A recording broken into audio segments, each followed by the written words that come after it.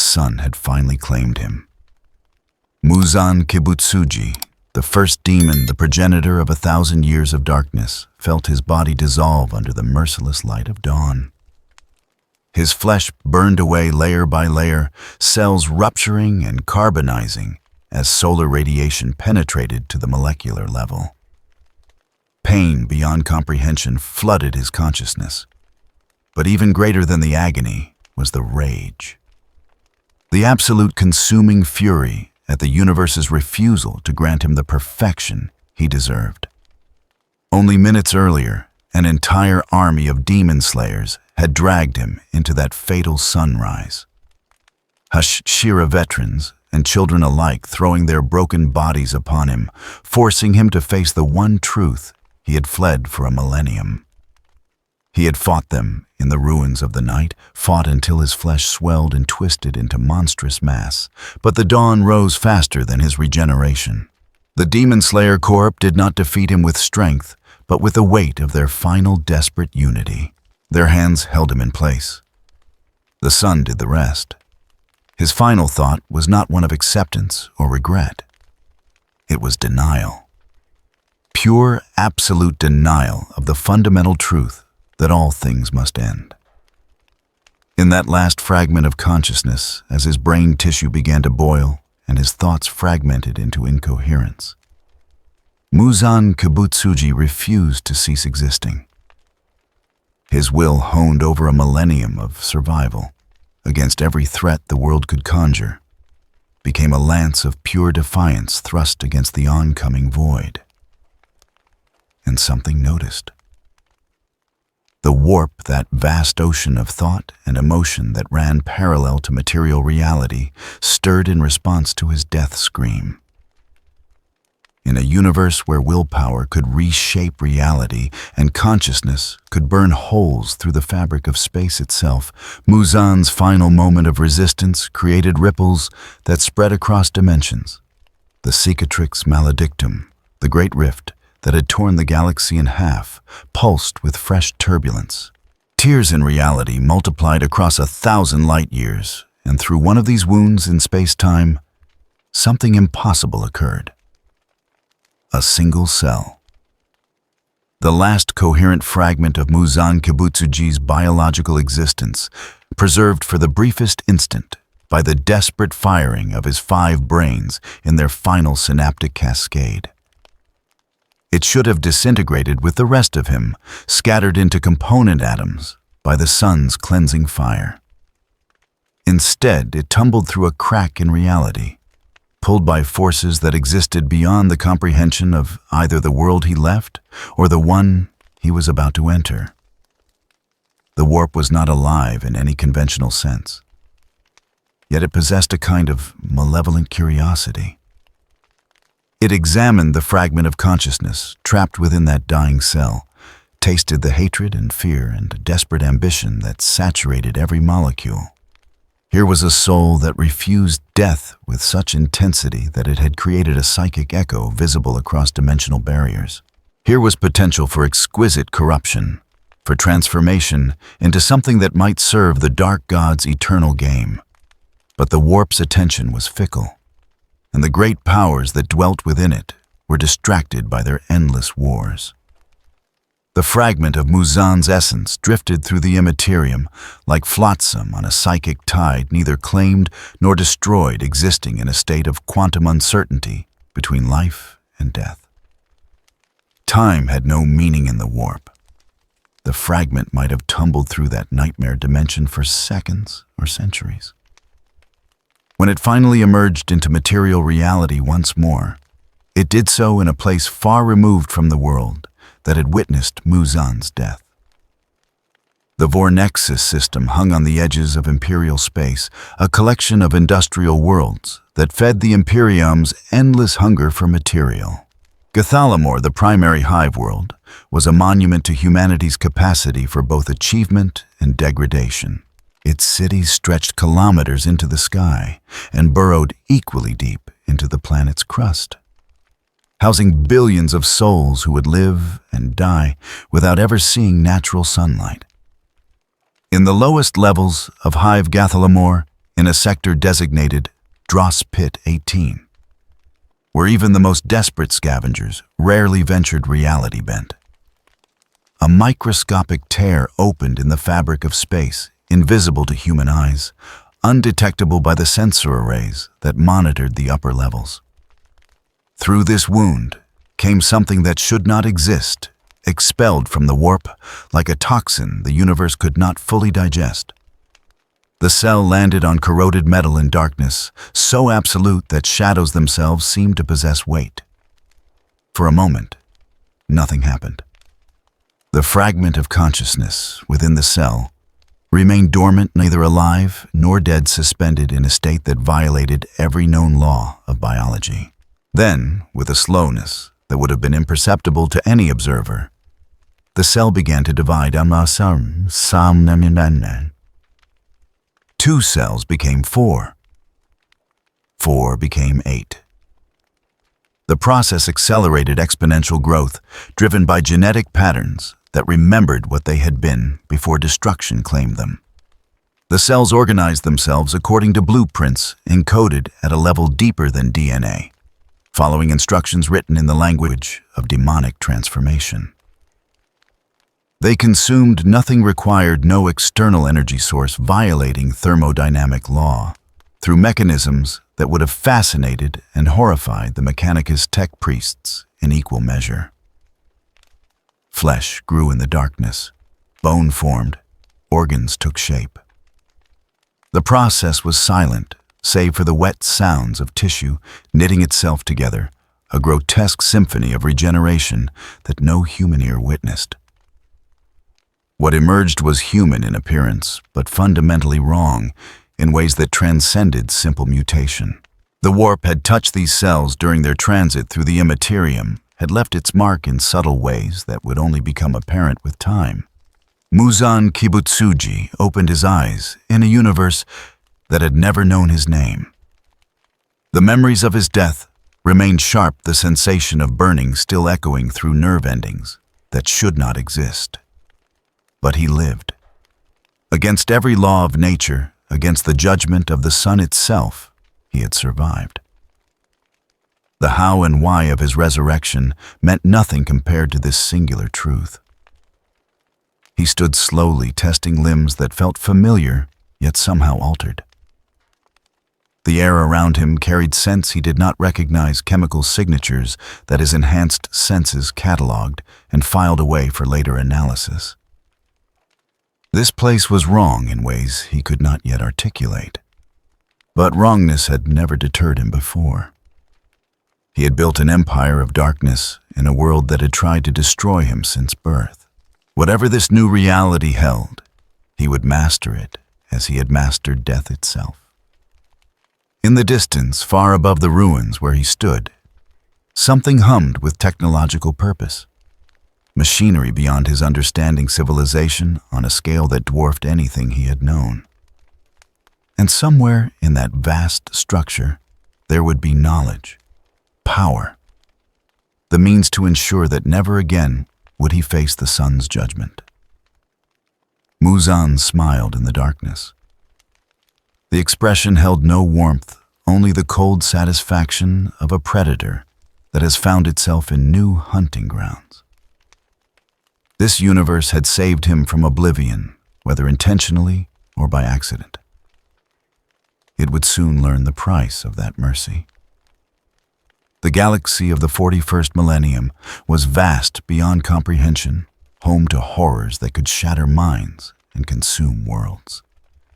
It had weathered 10,000 years of endless war, survived the birth of dark gods and the fall of ancient civilizations. But it had never encountered anything quite like the being that now stood in the depths of Gathalamor's underhive. Muzan Kibutsuji had returned to life, and the Imperium of man would bleed for his resurrection. The cell reconstituted itself in darkness absolute. A single droplet of black ichor, no larger than a tear, trembled against the corroded floor of Underhive Sector Dross Pit 18. The substance pulsed with a rhythm that mimicked a heartbeat, though no heart existed within its liquid form. Around it, the ruins of Gothalamor's lowest levels stretched into shadow, a labyrinth of rust and decay, where even the Imperium's authority dared not penetrate. The droplet expanded. Cellular division occurred at speeds that violated natural law, each new cell containing the complete genetic memory of what had been destroyed. Muzan Kibutsuji's consciousness reformed within the growing mass fragment by fragment, thought by thought. The warp had torn him from oblivion and deposited him here in this cathedral of industrial failure, where toxic fumes replaced breathable air, and the only light came from phosphorescent fungus growing on abandoned machinery. His body took shape over the course of 17 minutes. First came the skeletal structure bone forming from nothing calcium and marrow, organizing themselves according to patterns that predated his transformation into a demon. Then muscle sinew organs, all growing in perfect sequence. The skin came last, pale as death, unmarred by the violence that had destroyed his previous form. When his eyes opened, they were the same plum red that had witnessed a millennium of human suffering. Muzan stood. His nakedness meant nothing in the darkness. The air around him carried scents that his demonic senses cataloged instantly. Machine oil 3 centuries old, human waste toxic runoff from manufactorums 20 levels above, and something else. Fresh blood, recent death, the living scent of prey. He moved through the ruins without sound, his bare feet finding purchase on surfaces slick with condensation and chemical residue. The darkness presented no obstacle to vision, adapted for hunting in moonless nights. His eyes adjusted, pupils dilating until they consumed the iris, transforming his gaze into pools of red-tinged black. The first human he encountered was already dying.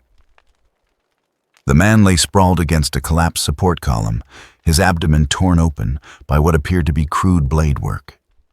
His breathing came in wet gasps, blood bubbling from the corner of his mouth. When Muzan approached, the man's eyes widened in terror at the pale figure emerging from shadow. Words formed on the dying man's lips, incomprehensible syllables, in a language Muzan had never heard. The Demon King knelt beside him, placing one hand against the man's forehead. The technique required no conscious thought, an instinctive function of his nature. He absorbed. The dying man's memories flooded into Muzan's mind with the force of a breaking dam. Language came first, the harsh Gothic tongue of the Imperium, followed by cultural context, social hierarchy, technological understanding. The man's name had been Garvis. He had lived 43 years in these lower levels, surviving through scavenging and petty theft. His murder had been committed by rival scavengers over a cache of reclaimed wire. Muzan withdrew his hand. The corpse beneath it had withered to a desiccated husk, every drop of biological material consumed and integrated. Knowledge continued to organize itself within the demon's consciousness. This world was called Gothalamor. The city above extended vertically for hundreds of levels, its population counted in billions.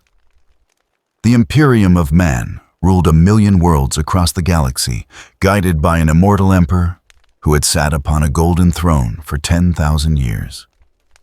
And everywhere, there was light.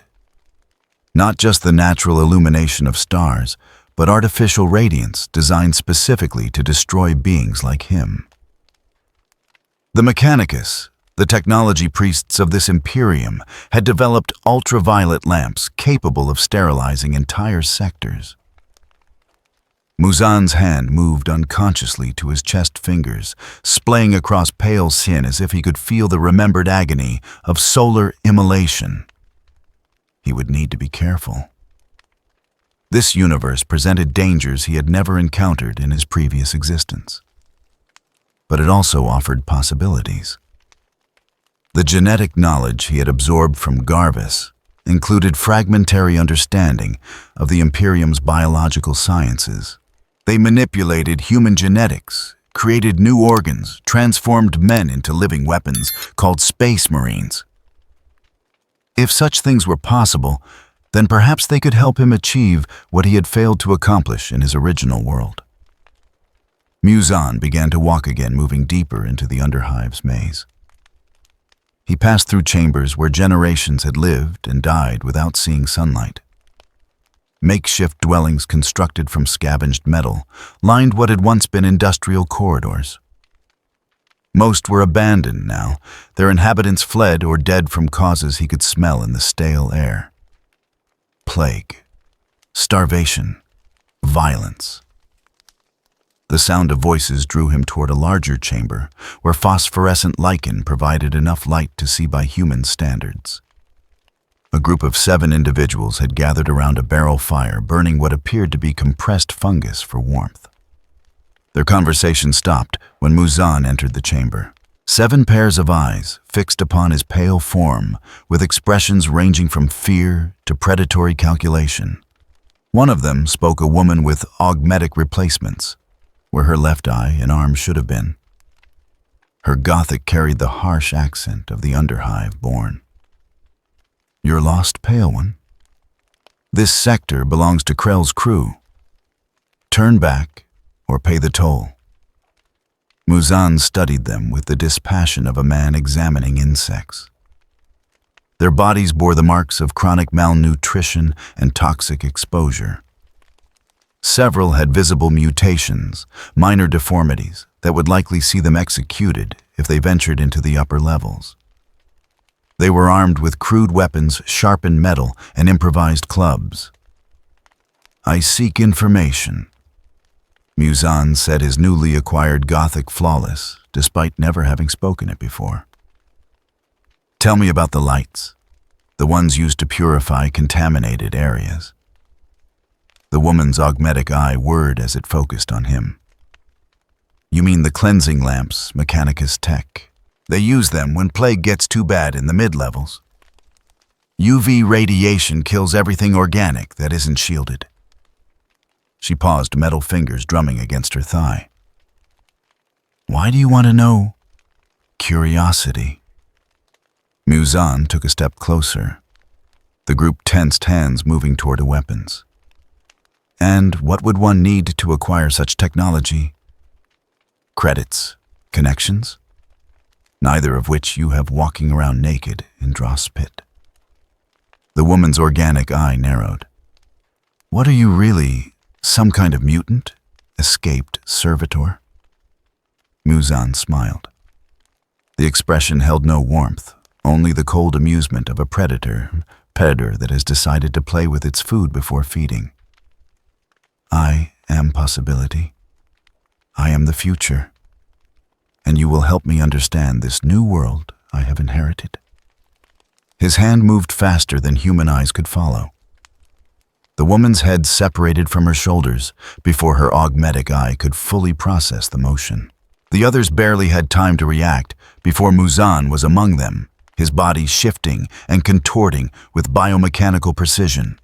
Blade-like protrusions erupted from his forearms, extensions of bone and hardened tissue that cut through flesh and cheap metal with equal ease.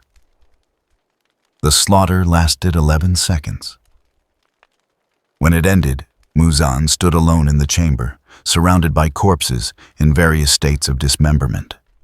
Blood pooled on the floor, reflecting the green-blue light of the luminescent fungi. He knelt beside each body in turn, placing his hands upon cooling flesh, absorbing memories and genetic material. From these 7, he learned more about the Imperium's structure. The Adeptus Mechanicus, who controlled technology. The planetary defense forces, who maintained order in the upper levels. The merchant guilds, who traded in everything from food to forbidden knowledge. And most importantly, he learned about the existence of individuals who had been exiled from the Mechanicus heretics, who continued their work in the shadows of places like the Underhive. Muzan stood and surveyed his surroundings with new purpose. Somewhere in this labyrinth of darkness and decay, there would be those desperate enough to serve him. Those whose ambitions had been crushed by the Imperium's rigid hierarchy. Those who would see in him an opportunity rather than a threat. But first, he needed to understand his enemy. The light that had destroyed him once would not be given a second chance. He would study it, learn its properties, and ultimately transcend it. The Imperium's technology would become the instrument of his evolution. A sound echoed through the chamber, the distant clang of metal on metal. Footsteps approaching. Muzan's lips curved into something approximating a smile as he moved back into the shadows. Let them come.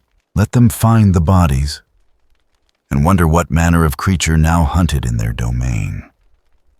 He had been reborn into a galaxy that worshipped a corpse god and called its endless slaughter righteousness. It was, Muzan reflected, not so different from the world he had left behind.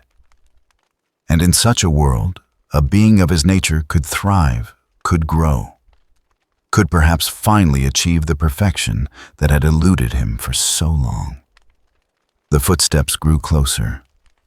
Muzan waited in the darkness, patient as death itself, ready to begin his education in the ways of Warhammer's grim future. 3 weeks passed in the perpetual twilight of the Underhive, and Muzan learned. Each corpse he consumed added to his understanding of this new reality. Each memory absorbed painted a clearer picture of the Imperium's vast machinery of oppression and control. The knowledge accumulated in his mind, like sediment layer upon layer of human experience, filtered through his demonic consciousness. He discovered that Gethalamor was a world of hierarchies so rigid they bordered on natural law. At the top, the nobility and mechanicus priesthood dwelt in spires that touched the clouds. Below them, the merchant classes and administrators occupied the mid-levels where artificial light mimicked day and night cycles. Further down came the factory workers, the servitors, the countless billions who labored in conditions that would have been called slavery in more honest times. And at the very bottom, in places like Dross Pit 18, and existed those who had fallen through every crack in the Imperium's vast bureaucracy. The forgotten, the diseased, the mutated, the desperate. Muzan found them in the rot chambers, a network of abandoned hab blocks that had been sealed off after a plague outbreak 2 centuries prior. The quarantine had never been lifted, the inhabitants simply left to die or survive as best they could. Those who remained were the descendants of survivors, their gene lines corrupted by generations of toxic exposure and inbreeding. They eked out existence in the darkness, feeding on fungus and recycled water contaminated with industrial runoff. They were perfect. The first one Muzan approached was a woman whose name translated to sullen in Gothic. Her spine had curved from years of crawling through narrow ventilation shafts, and her left arm had atrophied to a withered stump. Lesions covered her skin, weeping fluid that left trails of phosphorescence in the darkness. She had perhaps 2 months left to live, her body slowly succumbing to the accumulated poisons in her blood. Muzan found her huddled in what had once been a water reclamation chamber, now dry and coated with rust. She did not flee when he approached, too weak for flight, too resigned to death to bother with fear. He knelt before her, his pale form radiant in the dim glow of bioluminescent fungi. "You are dying," he said, his voice soft with something that might have been mistaken for compassion by those who did not know him. Sullen's clouded eyes focused on him with difficulty. "We are all dying, some faster than others. What if I could offer you life, health, freedom from pain?" A bitter laugh escaped her cracked lips. "The Mechanicus offers such things to those who pledge themselves as servitors. I have seen what they become. Better to die human than live as a machine." Muzan extended his hand palm up. I offer something different. Not mechanization, but transformation, rebirth. He allowed a single drop of his blood to well up from his palm, dark and viscous in the half-light. The substance seemed to pulse with its own inner luminescence, casting shadows that moved independent of any light source. Sullen stared at it with the expression of one who has nothing left to lose. "What are you?" she whispered. "Your salvation." She reached out with her good hand, trembling fingers touching the droplet. It absorbed into her skin instantly, and for a moment nothing happened. Then the convulsions began.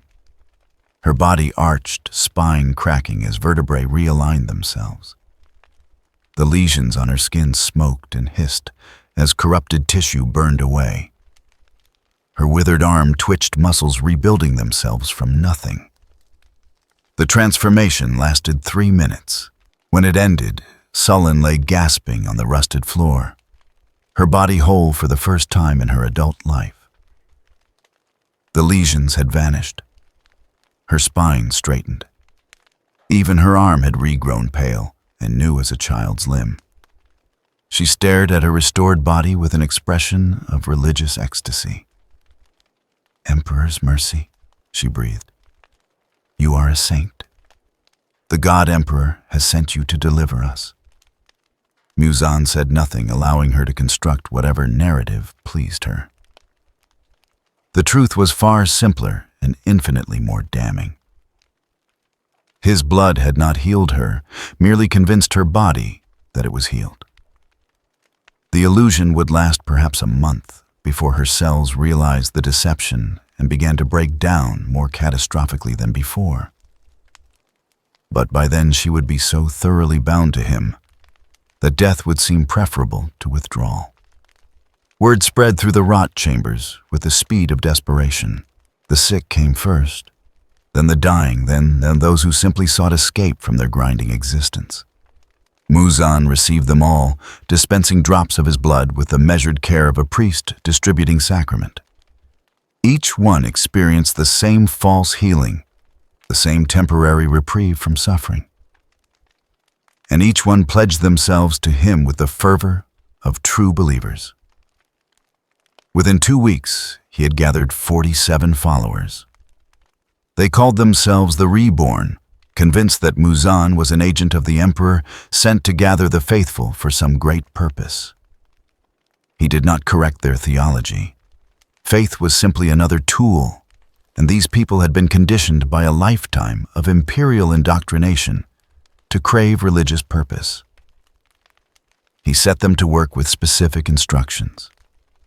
Some were sent to scavenge for materials, metal and wire, and anything that could be repurposed. Others were tasked with mapping the underhive's labyrinthine passages, creating charts of routes and choke points that might prove useful.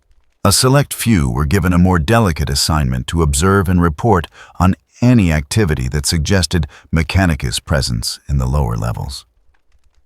What Muzan needed most was knowledge of his enemy. The ultraviolet lamps that could burn his flesh were weapons he had never encountered in his previous existence. Solar radiation, he understood, had spent a millennium developing strategies to avoid and circumvent. But artificial light weaponized through technology represented a new threat vector. He needed to understand the principles behind such devices before he could hope to overcome them. The answer came from an unexpected source. One of his followers, a former mid-hive dweller named Corvin, who had fled to the underhive after being accused of tech heresy, possessed rudimentary knowledge of Mechanicus doctrine. During a midnight gathering in what the Reborn had begun calling the Sanctum, Corvin explained what he knew of the machine cult's practices. They worship the Omnissiah. Corvin said, his voice raspy from years of inhaling toxic fumes. The machine god. Everything they do is ritual, even their science. They guard their knowledge jealously, execute those who attempt to understand technology without proper indoctrination. "And those who are cast out?" Muzan asked. "Those who defy their doctrines. Heretic. That is what they call them. Most are executed on sight, but some escape to places like this. They continue their work in secret, using forbidden methods and Xeno's technology." Corvin's eyes gleamed with a mixture of fear and excitement. "I have heard rumors of such individuals operating in the deeper sectors. They say there is a forge temple in the ruins of Manufactorum Sector 3K, where outcasts practice their craft beyond the reach of the Mechanicus orthodoxy." Muzan absorbed this information with the cold calculation of a strategist planning a long campaign. Heretic. Outcast tech priests who possessed the knowledge he needed, but lacked the institutional support of the Mechanicus proper. They would be desperate, isolated, vulnerable to manipulation. Perfect. He stood before his gathered followers, 47 pairs of eyes fixed upon him, with devotion that bordered on madness. They did not know what he truly was, could not comprehend the nature of the being they served. They saw only the miracle of their false healing, felt only gratitude for temporary relief from suffering that would return tenfold when his blood's effects faded. "You have served faithfully." Muzan said, his voice carrying through the chamber with unnatural clarity. "Soon we will take the next step in our ascension. But first, we must seek out those who possess knowledge forbidden by the Imperium's blind dogma. We must find the heretic." A murmur of excitement rippled through the crowd. They did not question his purpose, did not ask why such knowledge was needed. They had been conditioned by a lifetime in the Imperium to follow authority without thought. And Muzan had positioned himself as the ultimate authority in their small world. In the shadows beyond the sanctum, something moved. One of Muzan's followers had not returned from a scouting mission to the upper levels.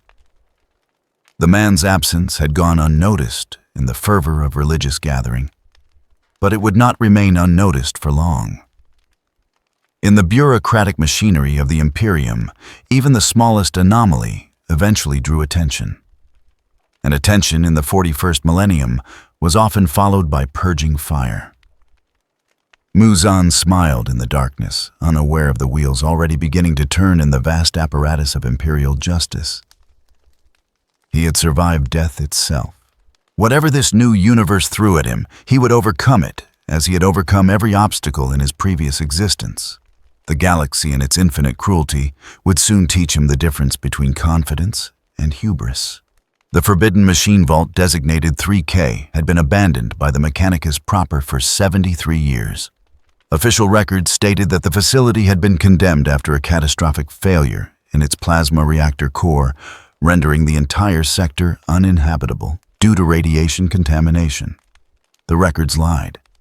Muzan discovered this truth within the first hour of observation, watching from the shadows as figures in tattered red robes moved between corroded machinery that still hummed with power.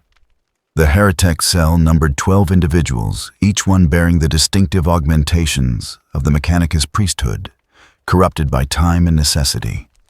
Their mechadendrites, the serpentine mechanical appendages that extended from their backs and shoulders, sparked and twitched with improvised repairs. Their robes were patched with materials that ranged from stolen imperial cloth to what appeared to be Xeno's fabrics of uncertain origin. They were outcasts, maintaining the pretense of religious devotion while practicing the very heresies that had seen them exiled. Muzan spent 3 days studying their patterns. He learned that they operated primarily during the hours when underhive activity reached its lowest ebb, emerging from their vault to scavenge materials from abandoned sectors. Their leader was a figure who the others addressed as Magos, though the title rang hollow in this den of the damned. The true power within the cell, Muzan observed, lay with a younger tech priest, whose augmentations were less extensive, but whose hands moved with the confidence of genuine skill. This one the others called Chiron. Chiron Adalex had been cast out from the Mechanicus 3 years prior for the crime of unauthorized experimentation with biological augmentation. The official doctrine of Mars held that flesh was weak and must be replaced with the purity of the machine. Chiron had dared to suggest that flesh and machine might be synthesized into something greater than either component alone. For this heresy, he had been stripped of his rank and marked for execution. Only the intervention of sympathetic colleagues had allowed him to escape into the Underhive's depths. Muzan learned this history through careful observation and the absorption of a heretic scout who had been careless enough to wander too far from the group's protection. The man's memories painted a picture of Chiron as brilliant but bitter a genius whose pride had been shattered by institutional rejection. Perfect material for manipulation.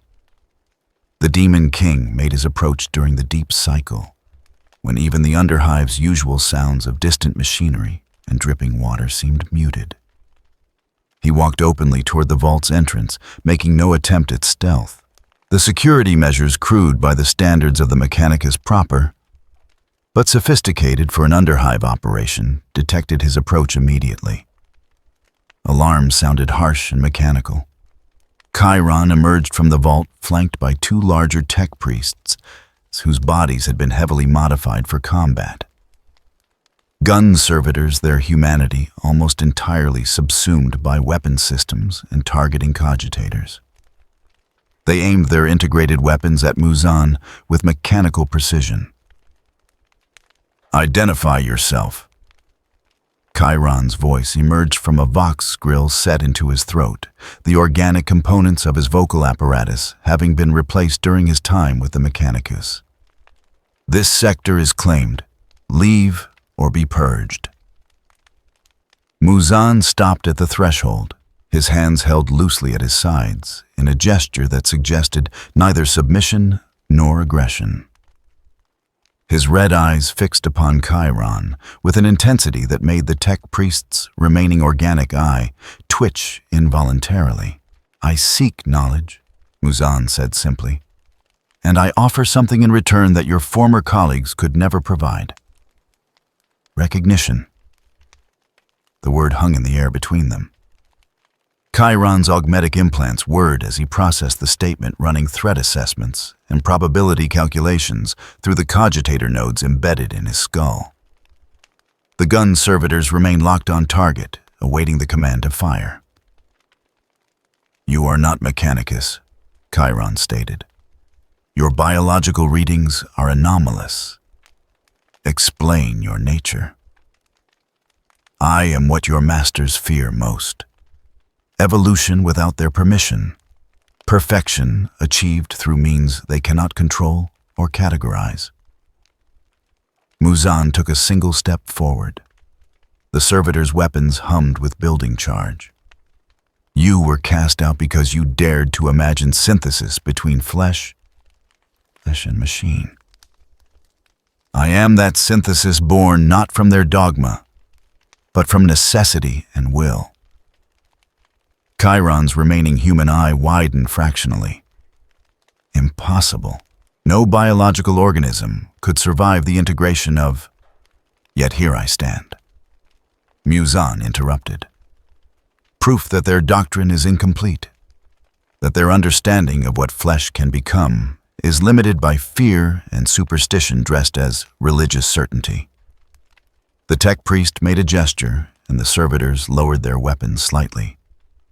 Not a sign of trust, but of curiosity piqued. Muzan recognized the expression on Chiron's partially augmented face.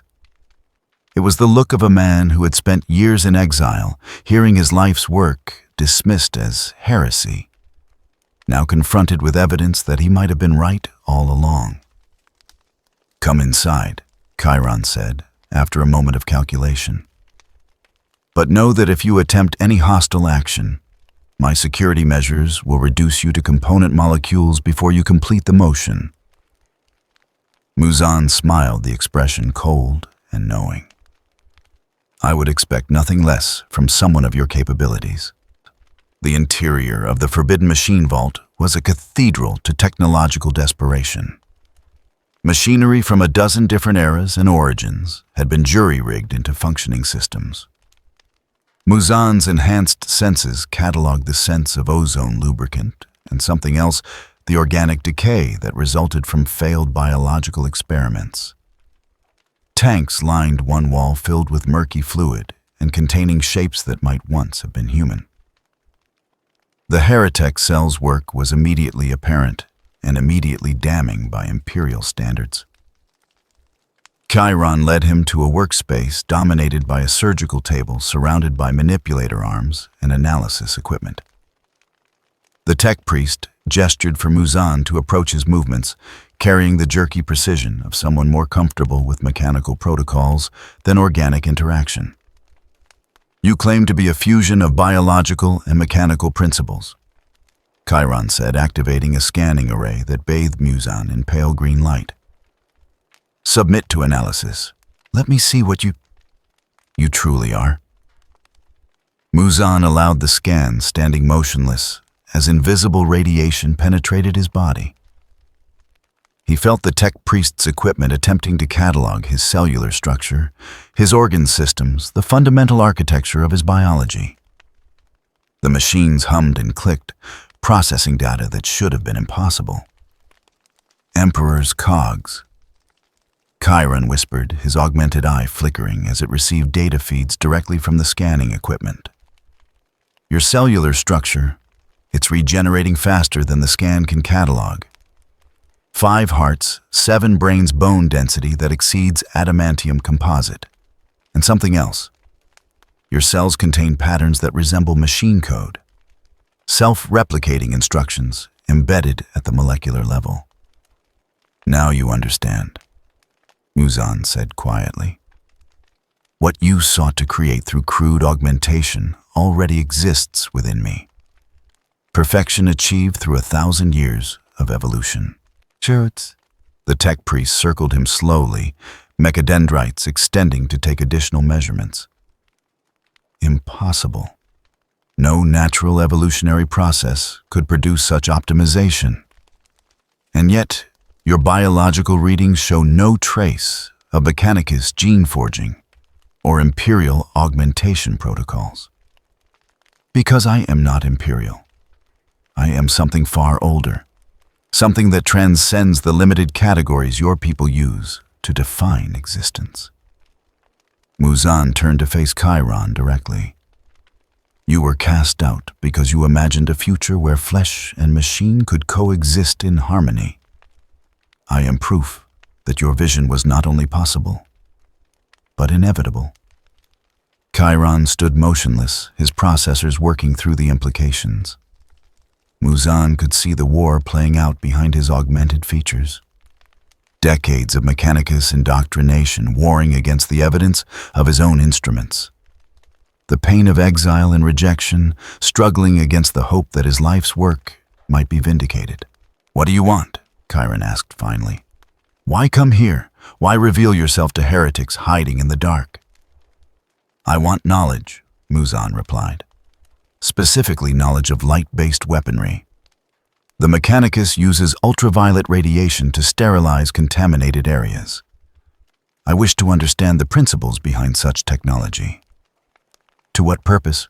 To overcome it. To render it ineffective against my physiology." Muzan's expression remained neutral, betraying nothing of his true nature. "You possess the technical expertise I require. And in exchange, I offer you something the Mechanicus never could. Validation.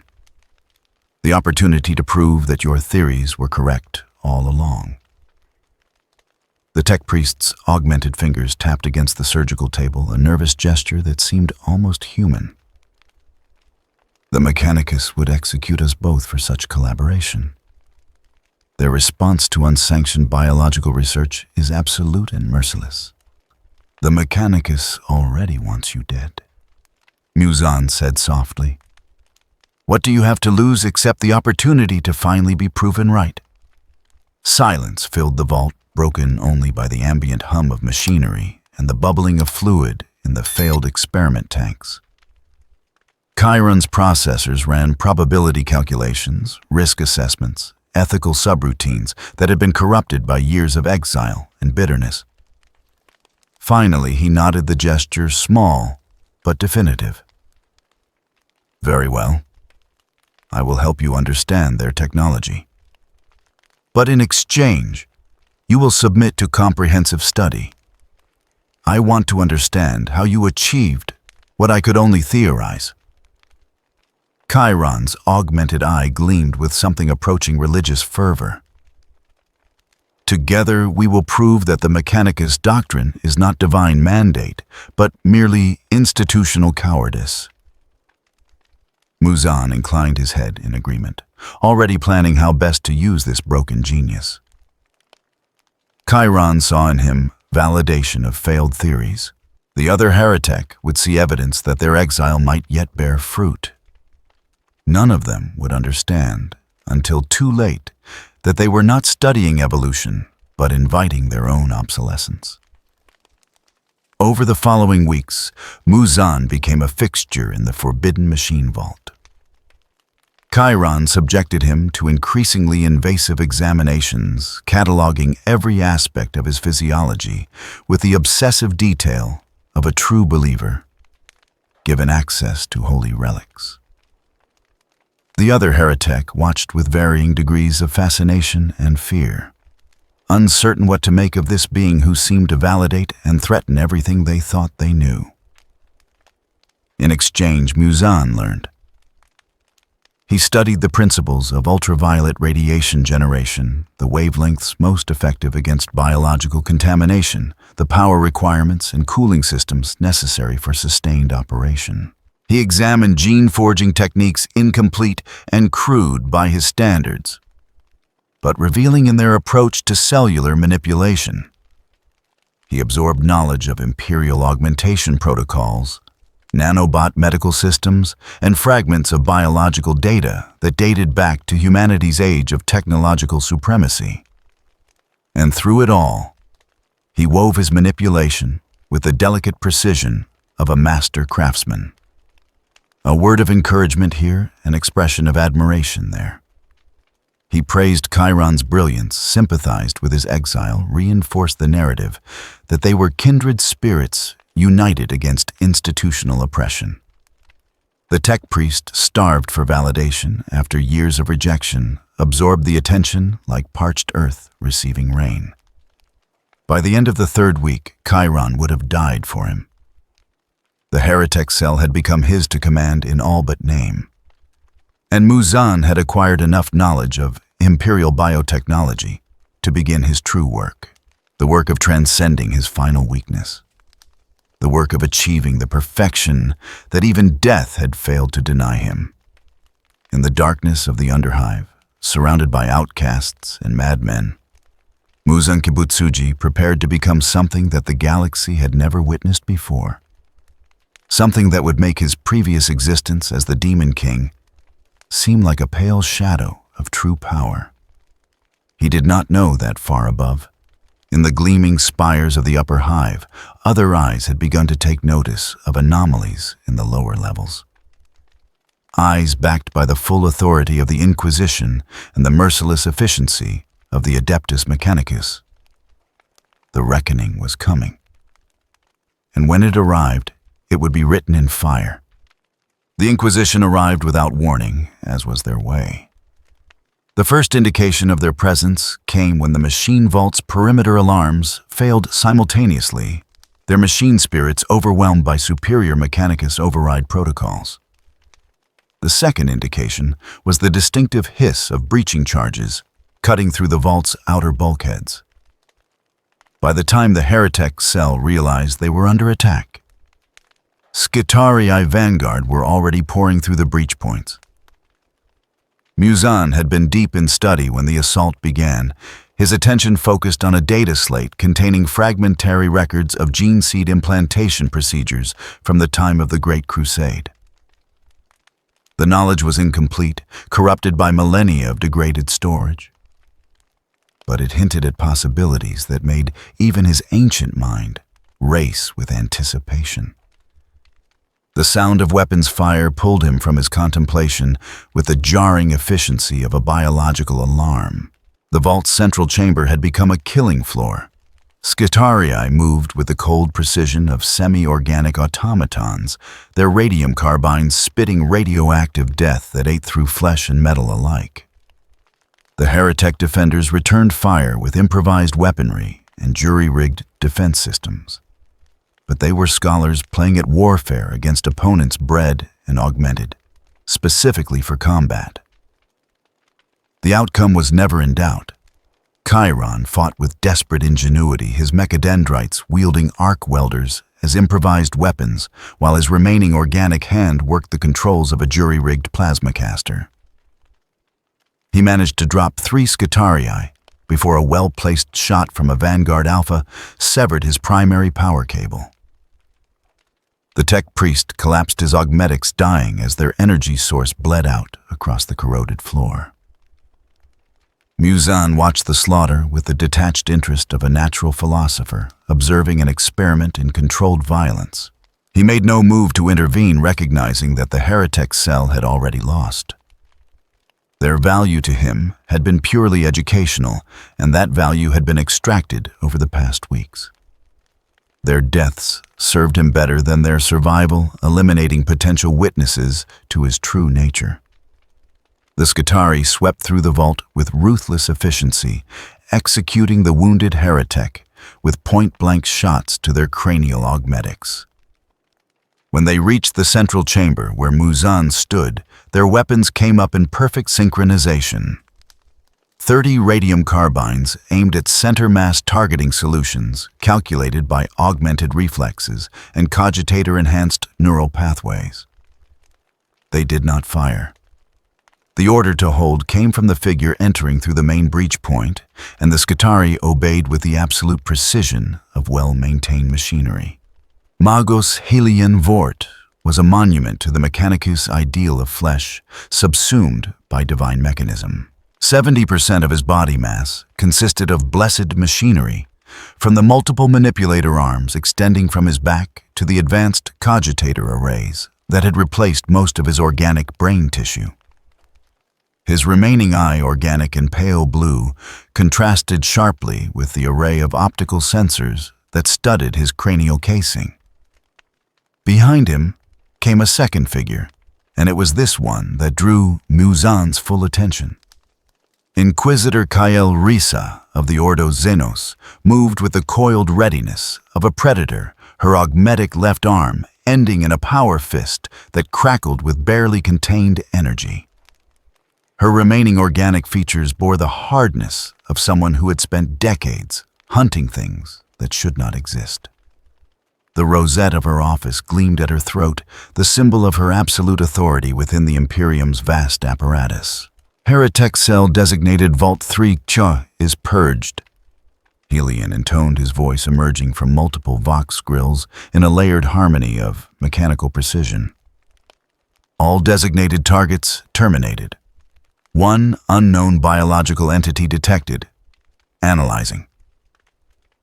Muzan felt the sweep of scanning beams across his body, more sophisticated than anything Chiron had possessed. The Magos' sensors probed every aspect of his physiology, cataloging abnormalities and cross-referencing them against vast databases of xenos and mutant classifications. The process took approximately 7 seconds. The results clearly troubled the tech priest. Classification indeterminate, Helion stated. Subject displays physiological markers inconsistent with any known gene template. Cellular structure suggests impossible optimization. Recommendation, immediate termination, and autopsy. Kael raised a hand for stalling the execution order. Her organic eye studied Muzan with the clinical assessment of someone trained to recognize threats before they fully manifested. You were collaborating with the heretic. Why? I sought knowledge. Muzan replied, his voice calm, despite the ring of weapons aimed at his vital organs. They possessed understanding of technologies I wished to comprehend. What technology specifically? Methods of cellular manipulation, radiation-based sterilization protocols, the interaction between biological systems and electromagnetic spectrum wavelengths. The Inquisitor's expression hardened. You sought to understand how to resist our purification measures. That marks you as a hostile entity with strategic intelligence. She turned to Hellion. Your assessment, Magos. The entity's survival represents unacceptable risk to Imperial stability. Its cellular structure suggests adaptive capability that could circumvent standard termination protocols. Recommendation unchanged, immediate purge. Kyle nodded slowly. Execute on my... Muzan moved. His body transformed mid-motion flesh, reshaping itself with biomechanical precision that made even the Mechanicus augmentations seem crude by comparison.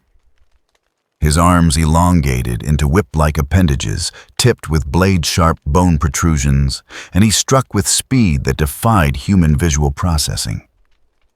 3 Scutarii died before they could adjust their firing solutions. The bladed whips punched through their light armor and vital organ clusters with surgical precision. Muzan used their falling bodies as shields, positioning himself so that return fire would risk hitting the Magos or Inquisitor. The Scutarii hesitated for a fraction of a second, their combat protocols struggling to balance threat elimination against risk to Imperial command personnel. That hesitation cost them another 4 soldiers. Muzan's whips lashed out in patterns too complex for cogitator prediction. Each strike calculated to maximum efficiency. He targeted power cables, joint mechanisms, the vulnerable gaps in their augmented anatomy. Bodies fell in pieces, their augmetic components sparking and dying alongside organic tissue.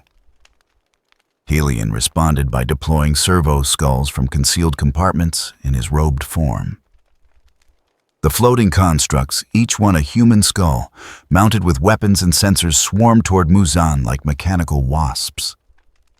Their integrated flamers bathed the demon in promethium fire temperatures, reaching levels that could melt ceramite. Muzan's flesh blackened and bubbled the intense heat, causing his cellular structure to break down faster than even his regenerative abilities could compensate.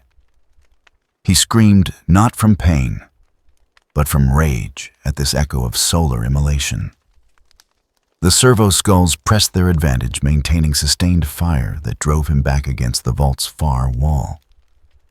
Kyle advanced through the flames, her power fist activated and ready. Xenos, abomination. She said, her voice carrying the absolute conviction of imperial righteousness. In the name of the God Emperor, I Samtam.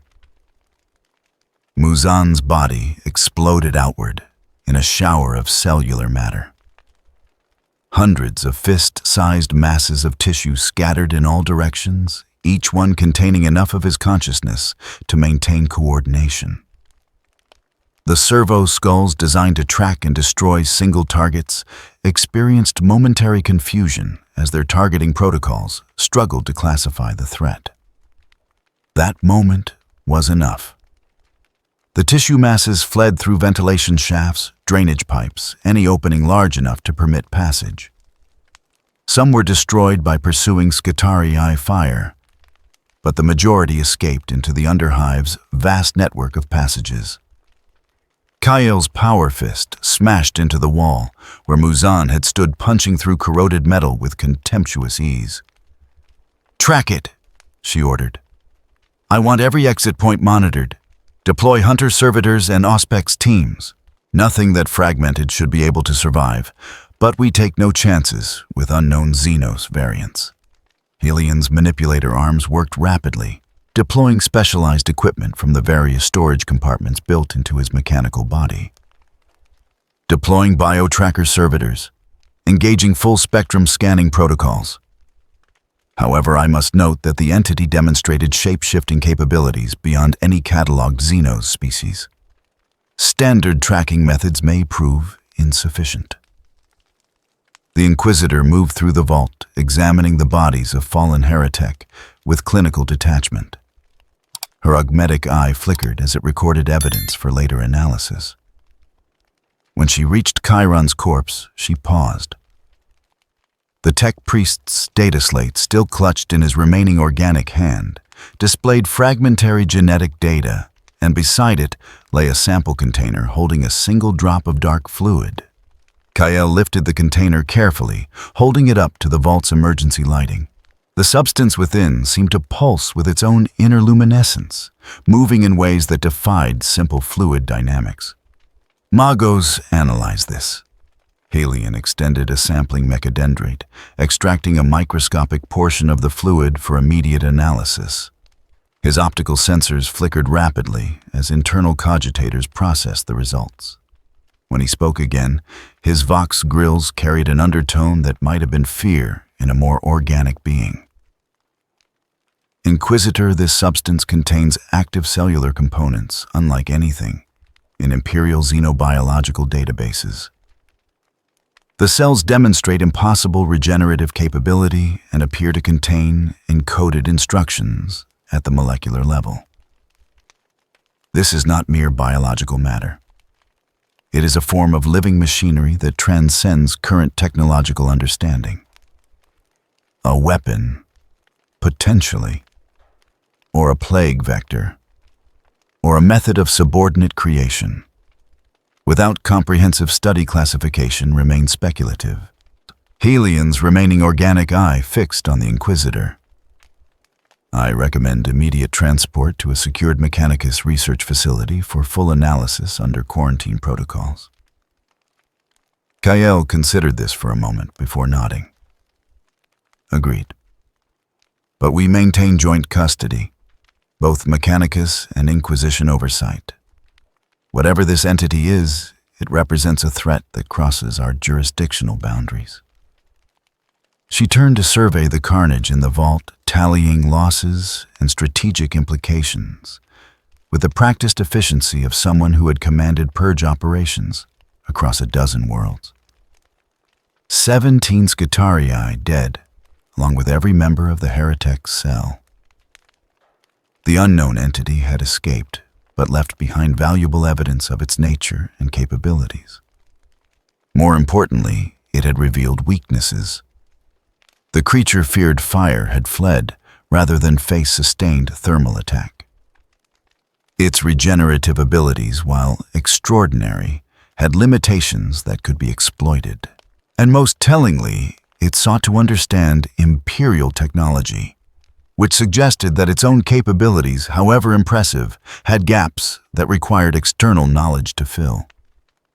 "Deploy cleansing teams to this entire sector," Kael ordered.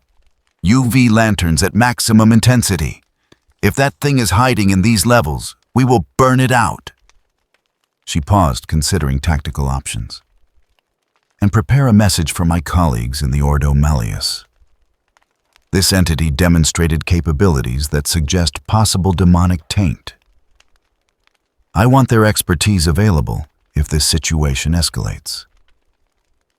Halion's mechadendrites coiled and uncoiled in a gesture that suggested mechanical contemplation.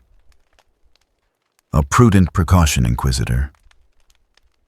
Though I note that the entity's cellular structure showed no trace of warp contamination. This appears to be a purely biological threat, albeit one of unprecedented sophistication. In my experience, Magos' unprecedented threats rarely remain classified within a single category for long.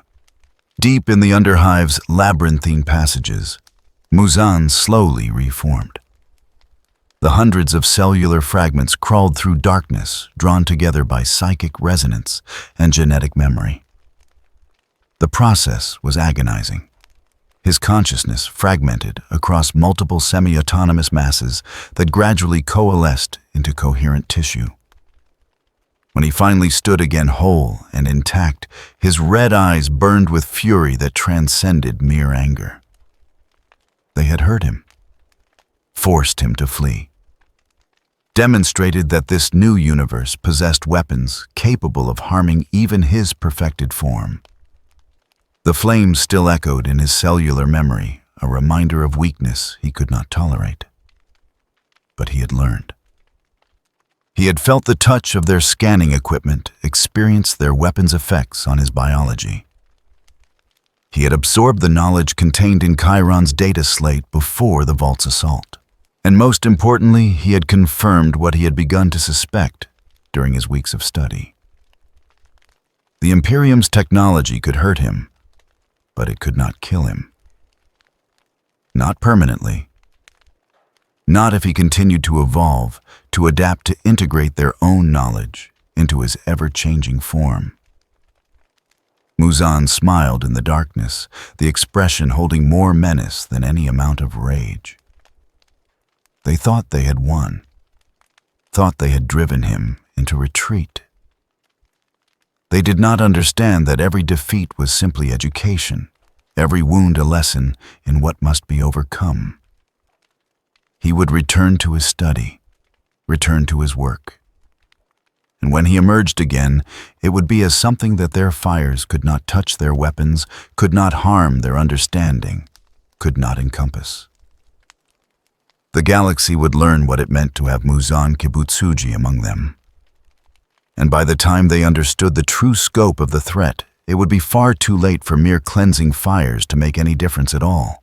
In the ruins of Machine Vault 40K, Inquisitor Kael stood amid the carnage and felt the familiar cold certainty that she had just witnessed the beginning of something catastrophic. Whatever that creature was, it had intelligence, adaptability, and clear strategic objectives. It would not simply flee and die in the dark. It would learn from this encounter as she had learned from it. And their next meeting would be written in blood and fire across the entire hive. She made the sign of the Aquila and began planning for war. The abandoned Manufactorum, designated 09, had been dead for 3 centuries, its machinery seized by rust and its corridors choked with the accumulated debris of industrial collapse. Muzan claimed it as his sanctuary, descending into its deepest levels, where not even the most desperate scavengers dared venture.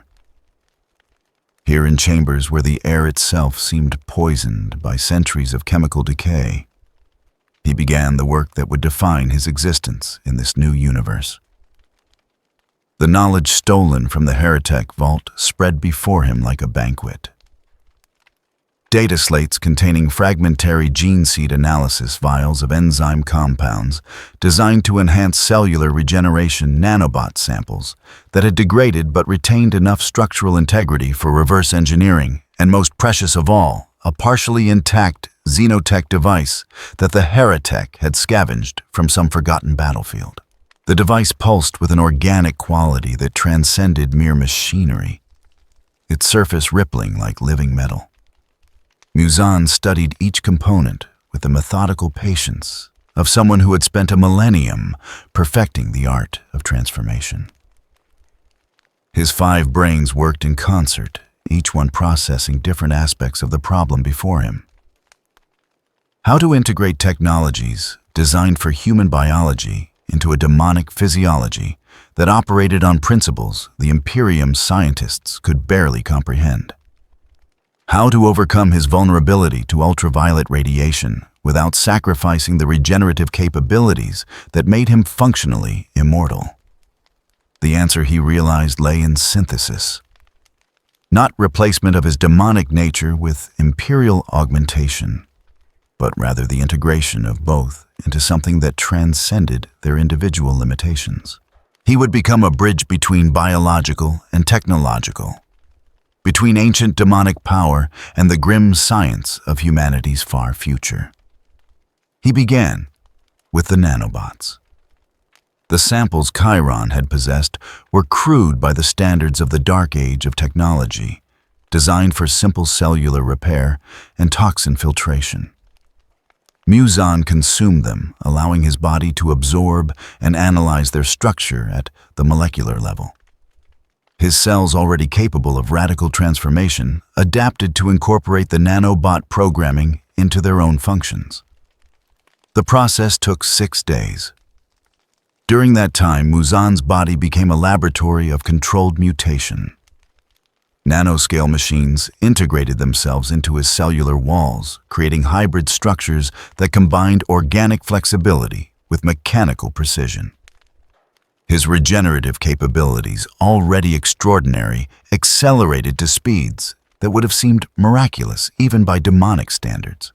A severed limb could now regrow in minutes rather than hours, each cell containing backup instructions encoded in both genetic material and mechanical programming. But the integration was not without cost. The nanobots required power energy that his demonic metabolism struggled to provide in sufficient quantities. His body began consuming itself, burning through stored biological material at an unsustainable rate. Muzan recognized the danger immediately. He was creating a system that would eventually devour him from within if he could not solve the energy problem.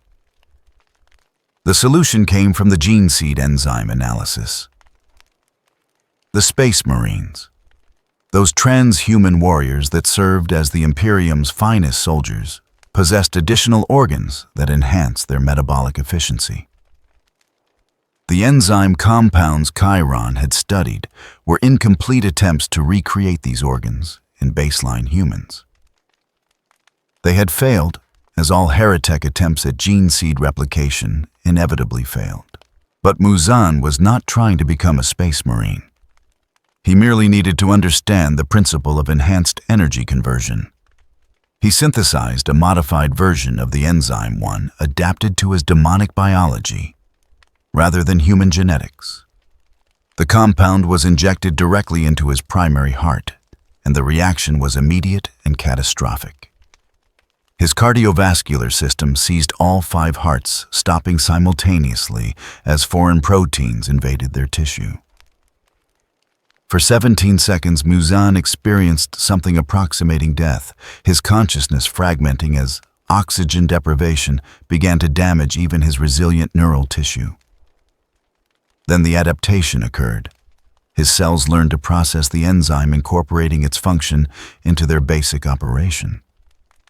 His hearts restarted beating in a synchronized rhythm that pumped blood, enhanced with microscopic energy converters. The nanobots no longer starved for power. Instead, they thrived, multiplying throughout his system with controlled precision. Muzan stood in the darkness of the manufactorum, feeling his body hum with integrated power. He was stronger now, faster, more resilient than he had been, even at the height of his power in his original world. But he was not yet complete. The vulnerability to ultraviolet radiation remained, and until that weakness was overcome, he could never claim true perfection. The xenotech device became the focus of his attention. It was small, no larger than a human heart, and its purpose remained obscure even after weeks of study. But Muzan recognized the material it was constructed from a living metal that responded to biological contact. The necrons, according to fragmentary data he had absorbed from heretic memories, used such materials in their ancient technology. Metal that was not truly metal, but rather matter that existed in a state between organic and inorganic. He placed the device against his chest and allowed it to sink into his flesh. The sensation was unlike anything he had experienced before. Not pain exactly, but a fundamental wrongness, as alien matter integrated with his biology. The living metal spread through his cardiovascular system, coating his organs with a microscopic layer that resonated with strange energies.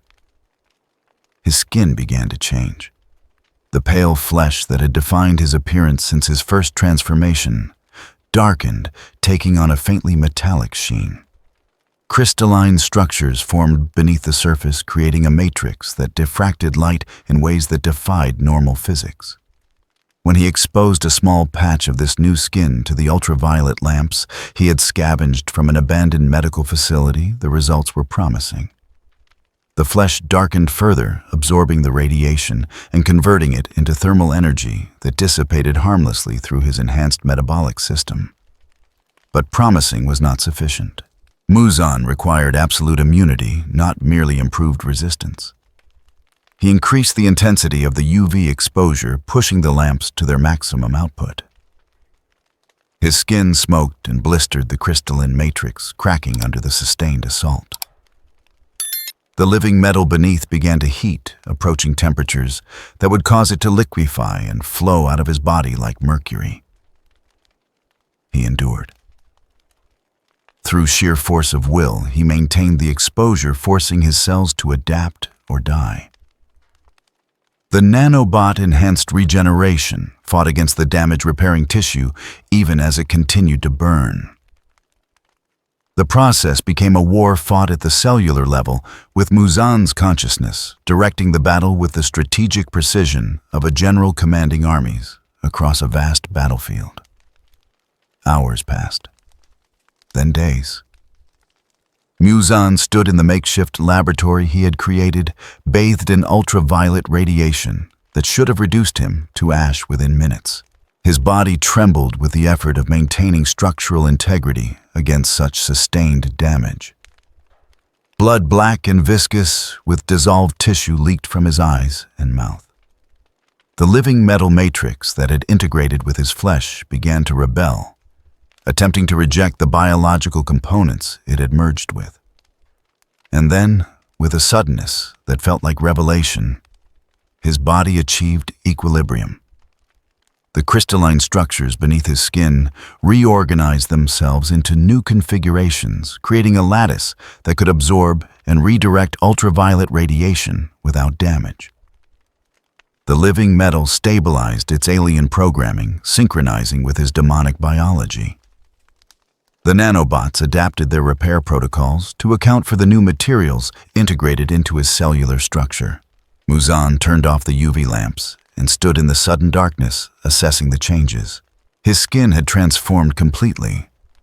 No longer the pale flesh of his demonic form, but rather a dark, almost black surface shot through with faint metallic veins. When he moved, the skin rippled with opalescent colors, light refracting through the crystalline matrix in patterns that suggested depth beyond what should be physically possible. He was beautiful. He was monstrous. He was perfect. Testing the transformation required methodical verification. Muzan spent the next week subjecting himself to every form of radiation-based damage he could devise. UV exposure at wavelengths ranging from UVA to UVC. Gamma radiation from scavenged medical isotopes. Even the pale sunlight that filtered down through atmospheric processors to the upper underhive levels. Each test confirmed what he had achieved. His new flesh could withstand radiation that would have killed him instantly in his previous form. But there were complications. The integration of so many foreign elements into his biology had created instabilities that his regenerative system struggled to compensate for. His flesh would sometimes shift without conscious direction, the living metal attempting to reshape itself according to Necron programming that conflicted with his demonic nature. The nanobots occasionally malfunctioned, creating tumorous growths that had to be excised and reabsorbed. And the enzyme-enhanced metabolism burned through biological material so quickly that he needed to consume fresh tissue every few hours to maintain equilibrium. Muzan recognized these symptoms. He had pushed too far too fast, integrating incompatible technologies without proper understanding of their long-term interactions. But pride and ambition overrode caution. He was so close to perfection, to a state of being that would make him truly immortal and invulnerable. A few minor complications seemed insignificant compared to the magnitude of his achievement. He decided to proceed with the final integration. The complete synthesis of demonic biology, Imperial nanotechnology, space marine metabolic enhancement, and Necron living metal into a single unified system. It would require precise control, perfect timing, and a level of self-manipulation that would have been impossible for any being less evolved than himself. Muzan prepared the Manufactorum's deepest chamber as his transformation cocoon. He gathered every remaining sample of xenotech, every data slate containing biological modification protocols, every enzyme compound and nanobot culture he had synthesized. Around him, he arranged the scavenged machinery necessary to monitor and sustain his body through what would undoubtedly be the most traumatic transformation he had ever attempted. As he stood at the threshold of this final evolution, Muzan allowed himself a moment of reflection. In his original world, he had spent a millennium seeking perfection through incremental change and careful preservation of his core nature. Here in this universe of endless war and technological horror, he was attempting to achieve in months what had eluded him for centuries. The risk was enormous. The potential for catastrophic failure haunted every calculation his 5 brains performed. But the alternative was unacceptable. To remain merely powerful in a galaxy filled with godlike entities, satiety, and reality-warping threats was to accept eventual defeat. Only absolute perfection, only a state of being that transcended every possible threat, would satisfy his ambition. Muzan began the final transformation. He injected himself with concentrated enzymes that sent his metabolism into overdrive. He triggered the nanobots to replicate at maximum speed, flooding his system with billions of microscopic machines.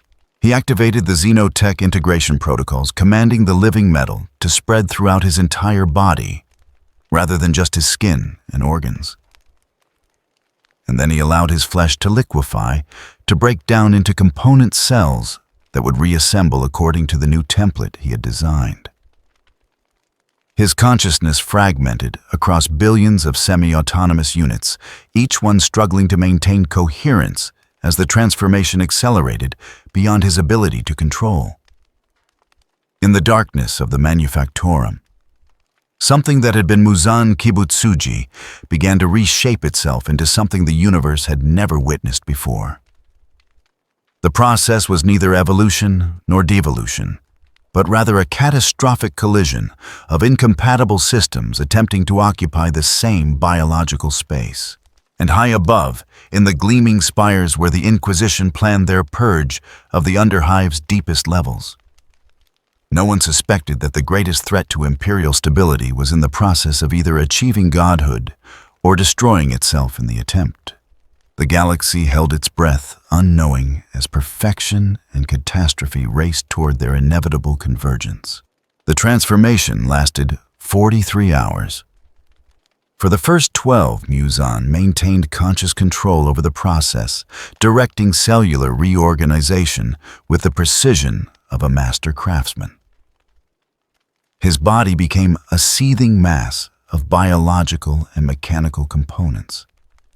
Flesh flowing like water as it incorporated fragments of living metal and swarms of replicating nanobots. The 5 brains that had always granted him superior processing capability worked in perfect synchronization, each one managing different aspects of the metamorphosis. Then the synchronization began to fail. The enzyme compounds designed to enhance metabolic efficiency started reacting with the living metal in ways Muzan had not anticipated. The Necron technology operated on principles that preceded organic life itself, and it rejected the biological enhancement with increasing violence. At the cellular level, a war erupted between competing programming paradigms. The nanobots attempted to repair damage that the living metal was causing, but their interventions only accelerated the breakdown as they themselves became corrupted by alien machine code. Muzan's first brain ceased functioning at hour 14, its tissue crystallizing as living metal spread through its neural pathways faster than his regeneration could compensate. The loss created an immediate cascade failure in his coordination systems. His remaining 4 brains struggled to maintain control, but they were operating with incomplete information, unable to process the full scope of what was happening throughout his rapidly destabilizing form. His body began to expand. Flesh that should have remained coherent instead proliferated without direction, creating masses of tissue that served no biological purpose. The nanobots, following corrupted replication protocols, multiplied exponentially within these growths. They consumed the surrounding cells for raw materials, then used those materials to create more nanobots in an endless cycle of mechanical reproduction. At hour 19, Muzan's second brain died. This one did not crystallize, but rather liquefied the nanobot concentration within its tissue, reaching critical mass. The microscopic machines had evolved beyond their original programming, becoming something closer to a technological plague than a healing mechanism. They spread through his nervous system like metallic cancer, each wave of replication creating variants that were progressively less compatible with organic tissue. Muzan tried to stop the transformation. With his 3 remaining brains, he attempted to trigger cellular shutdown protocols that would halt all biological processes and give him time to assess the damage. But the living metal had integrated too deeply into his fundamental biology. It would not allow cessation. The Necron technology was designed to perpetuate itself eternally, and it interpreted any attempt at shutdown as a threat to be overcome. His flesh began to calcify. The crystalline structures that had granted him immunity to radiation now grew without restraint, forming geometric patterns that pushed through skin and muscle alike. His body took on the appearance of some grotesque sculpture, organic curves intersecting with angular metallic protrusions. Where flesh and crystal met, the boundary blurred into something that was neither material nor biological, but rather a quantum uncertainty between states. The third brain failed at hour 27. This time the cause was thermal. The massive energy consumption of the runaway nanobot replication had raised his core temperature to levels that would have vaporized normal tissue. Only his demonic regeneration, now enhanced to impossible speeds by the very systems destroying him, kept him from simply burning away to ash. But regeneration without direction was meaningless. He was creating tissue faster than the corruption could destroy it, locked in a stalemate that produced only more aberrant growth. 2 brains remained. 2 fragments of consciousness, struggling to maintain coherence within a body that had become alien to itself. Muzan could feel his identity beginning to dissolve, each thought taking progressively longer to form as his neural architecture warped beyond recognition. The knowledge he had accumulated over a millennium, the memories that defined who and what he was, all of it was being overwritten by the competing programming of systems never meant to coexist. At hour 36, he achieved a moment of terrible clarity. His remaining consciousness, compressed into 2 failing brains, understood what was happening with perfect comprehension. He had attempted to synthesize technologies based on fundamentally incompatible principles. The demonic biology that had sustained him for 1,000 years operated on rules that defied physical law sustained by willpower and the metaphysical framework of his original universe. The Imperial and Necron technologies followed rigid scientific principles that could not accommodate such supernatural elements. The collision of these systems was not creating synthesis, but rather catastrophic interference. His body had become a battleground where reality itself was fragmenting, unable to decide which set of physical laws should govern his existence. Muzan tried to scream. The sound that emerged from his malformed throat was not human, not even biological. It was a mechanical shriek that resonated with harmonic frequencies, capable of shattering glass and causing molecular bonds to vibrate apart. The walls of the manufactorum cracked ancient metal stressed beyond tolerance by the sonic assault. The 4th brain died at hour 39. Its failure was almost gentle, a simple cessation of function as the tissue comprising it transformed into something that could no longer support neural activity. Muzan felt his consciousness contract to a single point, all of his vast intelligence and accumulated knowledge compressed into one final brain, struggling against impossible odds. And with that final fragment of awareness, he made one last attempt to save himself. He triggered the cellular fragmentation protocol that had allowed him to escape the Inquisition's attack in Machine Vault 40K. His body exploded outward into thousands of component pieces, each one carrying a fragment of his consciousness and the instruction to flee and reconstitute elsewhere. But the living metal would not allow separation. The Nicron technology designed to maintain structural integrity across impossible spans of time forced the fragments back together with inexorable gravitational attraction. The pieces slammed into each other, fusing not into Muzan's original form, but into an amorphous mass that pulsed with competing energies. The nanobots continued their replication. The enzyme-enhanced metabolism continued to burn through biological material at unsustainable rates. The crystalline structures continued to grow, expanding the mass with each passing second. And at the center of this nightmare of uncontrolled transformation, Muzan's final brain struggled to maintain the barest thread of consciousness. At hour 43, that last brain ceased to function. Not through crystallization or liquefaction or thermal damage, but simply through exhaustion.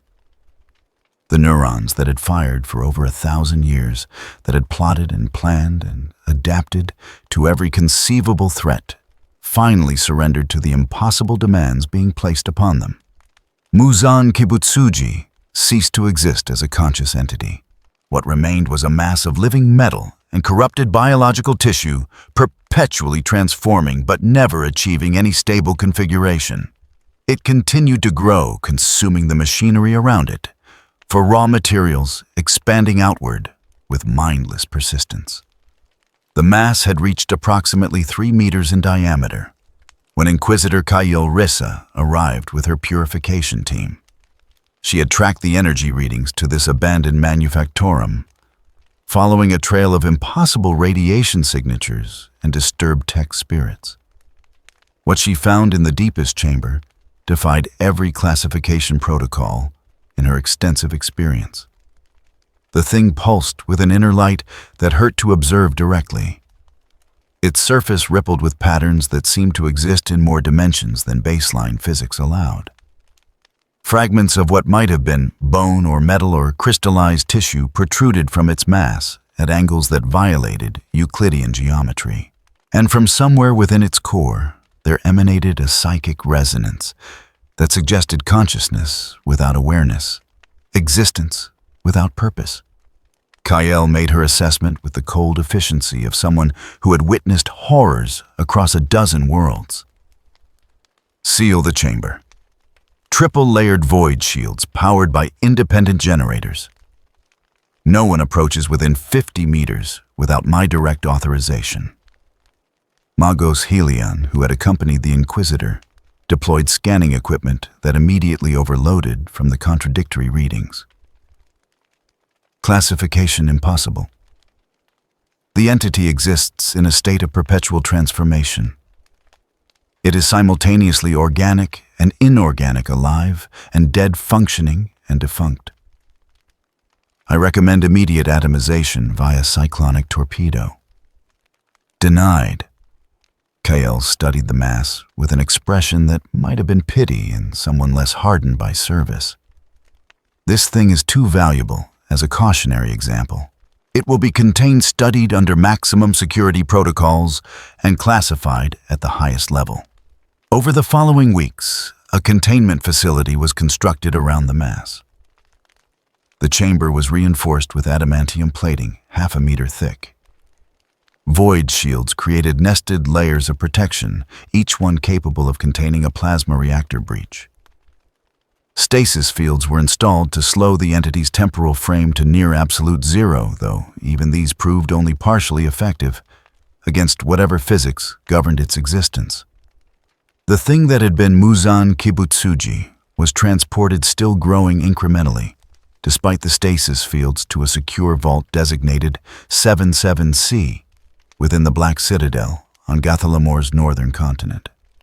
There, in a chamber buried 3 kilometers beneath the surface and guarded by automated defense systems capable of sterilizing entire hive sectors, it was sealed away from the galaxy it had sought to master.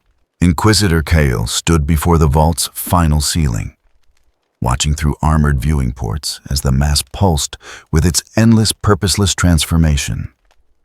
She dictated her final report to a recording servitor, her voice carrying the weight of absolute authority. Xeno aberration designated 777 is hereby classified under Inquisitorial Seal Obsidian. The entity represents a failed attempt at biological and technological synthesis beyond current Imperial understanding. It demonstrates the catastrophic results of unsanctioned experimentation with technologies from multiple prohibited sources. Let this serve as evidence that some knowledge is forbidden, not from superstition, but from necessity. The entity is to remain in permanent containment. Under no circumstances is it to be studied, replicated, or released. This is my final judgment given in the Emperor's name. The vault sealed with the finality of a tomb, layers of adamantium and ceramite locked into place, followed by the activation of void shields that would remain powered in perpetuity. The chamber was removed from all official records, save those maintained by the Inquisition's most secure archives. Even its location was encoded in such a way that only individuals with obsidian-level clearance could access the information. In the absolute darkness of Vault 77, the thing that had sought perfection continued its eternal transformation. It could not die, the living metal and demonic biology combining to create something functionally immortal. It could not heal the competing systems locked in perpetual conflict. It could not think the consciousness that had driven its ambition, long since dissolved into incoherent fragments. It existed. That was all. A monument to hubris, to the dangers of seeking absolute perfection in a universe that recognized no such state. The dreams of godhood that had sustained Muzan Kibutsuji for over a millennium had culminated in this, an immortal nothing, forever trapped between existence and oblivion. Above the vault, life in Gathalamor continued. Billions of Imperial citizens labored in ignorance of what lay beneath their feet. The Mechanicus pursued their research into the mysteries of the machine god. The Inquisition hunted new threats across the sector. And in the deepest darkness beyond sight and thought and hope, something that had once been the first demon endured its eternal punishment.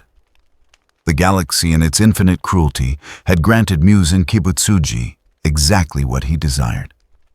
He would never die. He would never change. He would exist in his current state for all eternity, perfectly preserved in his imperfection. And in the silence of that sealed tomb, if any fragment of consciousness still flickered within the aberrant mass, it might have understood the final irony. He had achieved immortality. He had overcome death itself. But in doing so, he had lost everything that made existence worth preserving. The universe had taught him its harshest lesson. Some forms of survival are worse than any death. And true perfection in a cosmos defined by entropy and decay is simply another word for stagnation. Muzan Kibutsuji had become eternal. And eternity without purpose or awareness or hope of change was the most terrible fate the galaxy could devise. In the darkness, the mass pulsed once, then again and again, forever.